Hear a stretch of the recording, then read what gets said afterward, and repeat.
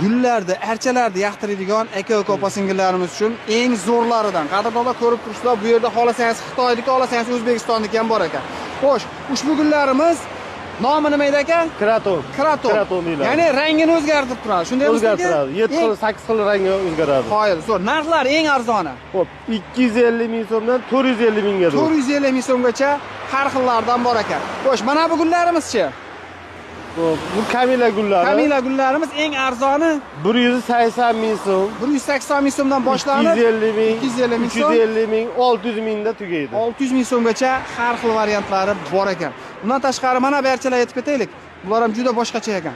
Aka, bu archalarimiz Bu archalarimiz 250 ming so'mdan 400 ming so'mgacha kattalar tanlab olinaveradi. Tanlab olinaveradi. Tushunarli. Mana xrizantima, nima edi nomi? Azaliya. Azaliya. Bularimiz-chi aka?